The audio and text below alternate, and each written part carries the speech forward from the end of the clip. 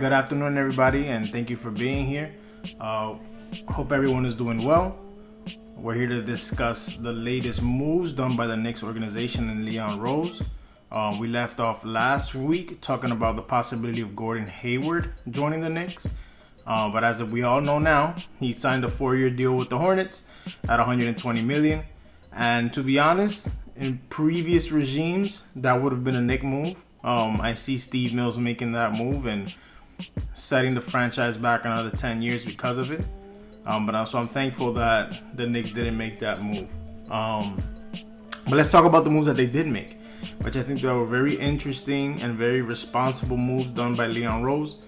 We all know about the Ed Davis trade, which acquired the Knicks 2 second-round picks from 2023 from the Utah Jazz, and then flipping Ed Davis to the Minnesota Timberwolves to acquire 2 more players and another draft pick. So that's making 3 picks possibly for the 2023 draft that were acquired with 1 move, just by taking in Ed Davis' salary and then shipping him out to a team who wanted him. I'm hoping that as the offseason continues, that Leon is still capable of making those types of moves. I think acquiring assets like that is important. It's valuable, especially down the line. If we need to improve the team by getting a vet in, we'll be able to move those picks and get a vet in. So I think in regards to the cap, the Knicks have been very responsible. They haven't signed anyone to a multi-year deal. Even the Austin Rivers deal, which is a 3-year, $10 million deal, it's non-guaranteed after the first year. So if worse comes to worse, they just cut him the year after, next season. So as of right now, as I mentioned, Austin Rivers, Alec Burks, and others have joined the team. We'll see what type of impact they have on the roster. Personally, for me, I'm still waiting on the Julius Randle move. I really believe and I'm hoping that there is a move out there that'll get him off. Again, this is nothing against Randle. Yes, he is young. He is in his early 20s.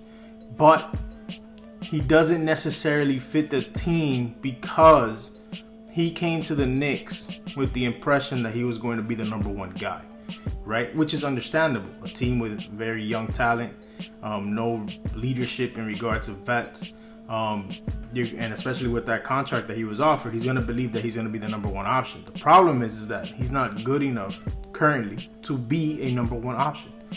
And because of that, when he is on the court, it stops Barrett's growth. It stops Mitchell Robinson, Kevin Knox. It gets in their way. And now, especially with Obi on the team, there has to be a move coming.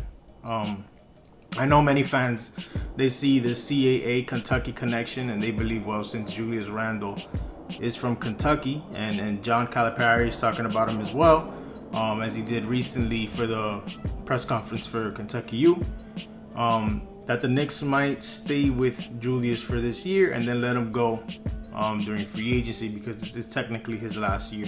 The next year is a team option. Or they can possibly use him in the trade deadline as bait, but to be honest, I don't want to go half the season watching Julius Randle spin in the paint and then lose the ball again. I'd rather just then move on, even if they have to sell low, possibly a Terry Rozier trade swap with the Hornets, who knows? Or a Mike Conley swap with the Jazz, again, who knows? But I would really hope that we can move on from him so we can just free up the playing time for the youth and just let them play and let them develop. But regardless of it, let me know your thoughts down below. Stay safe. We'll see what happens.